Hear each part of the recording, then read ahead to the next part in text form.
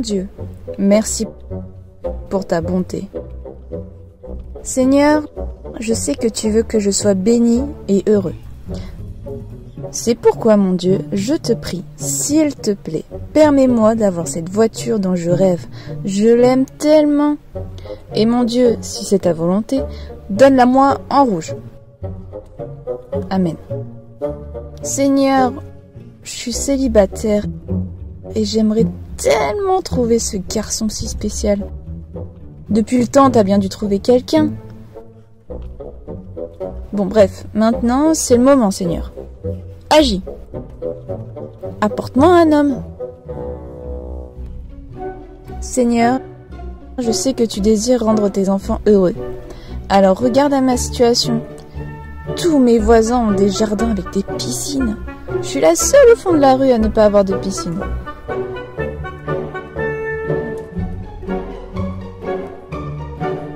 Je sais que tu peux faire bien mieux que cela.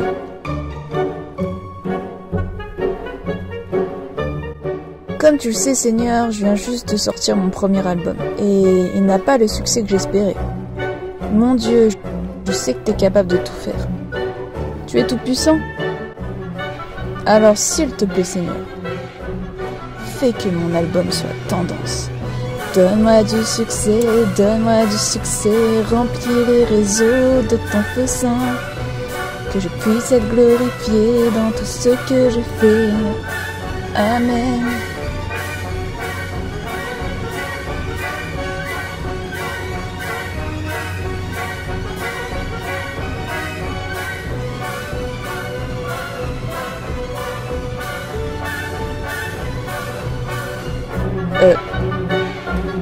Qu'est-ce qui se passe?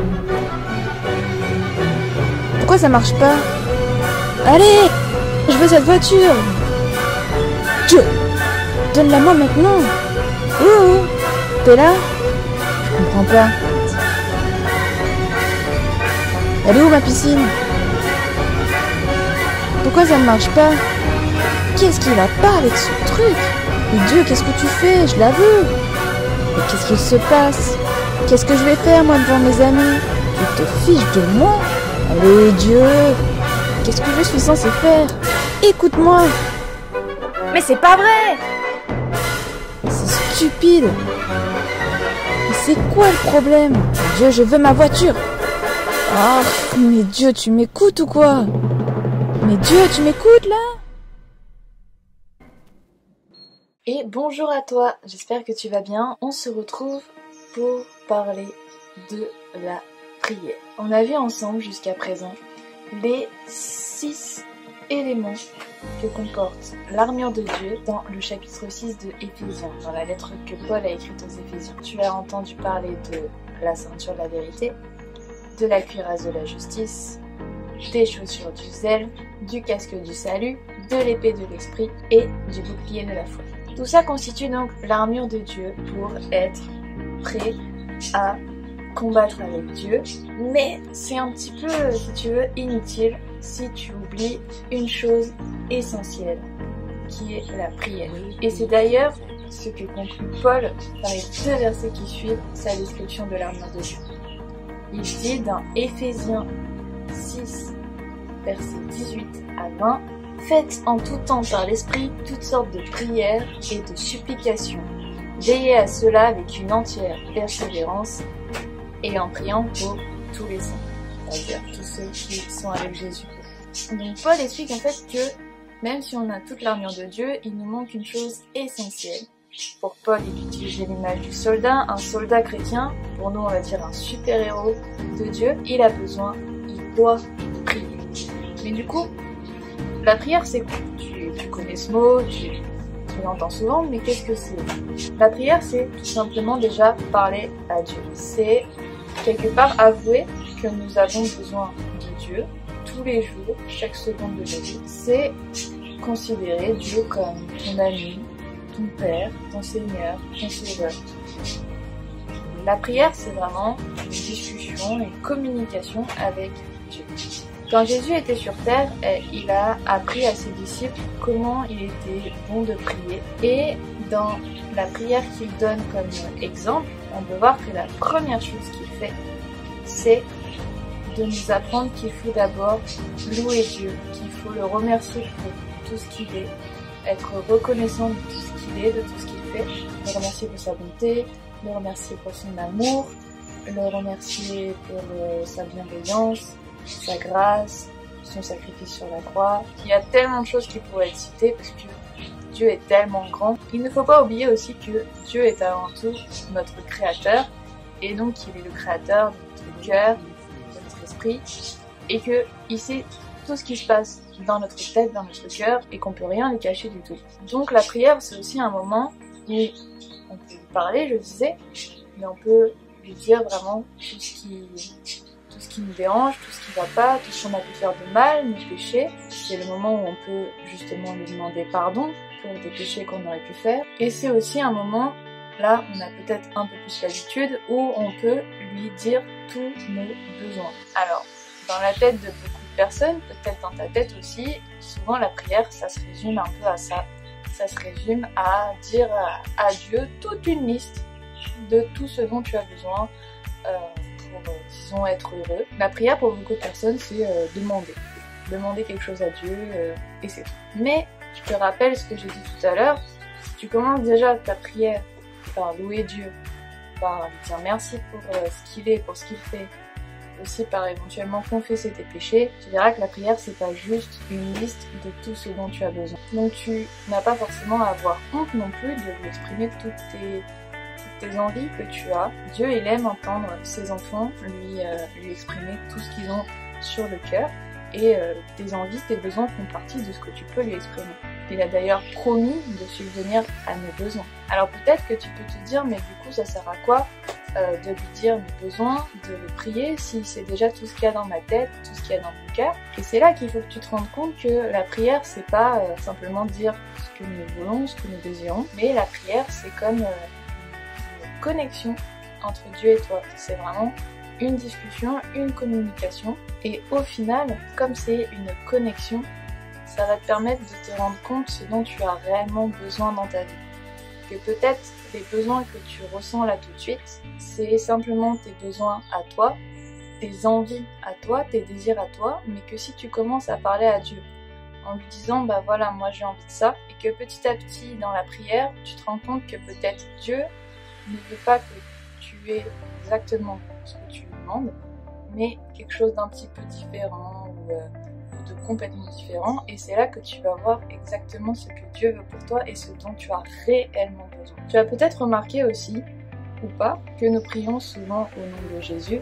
Pourquoi nous prions au nom de Jésus? C'est aussi une manière déjà de déclarer qu'il est tout puissant et que en son nom, nous savons que nos prières sont entendues parce qu'il portera nos prières auprès de Dieu le Père, mais c'est aussi une manière de le placer en premier parce que dans tes prières, je te rappelle que c'est aussi un moyen de louer Dieu et donc c'est aussi un moyen de placer Dieu en premier, en priorité. C'est lui ton vrai et seul au fond besoin. C'est prier au nom de Jésus, c'est aussi une manière de placer ce que lui il veut avant ce que toi tu veux. Dieu c'est pas le génie d'Aladin, c'est pas le Père Noël.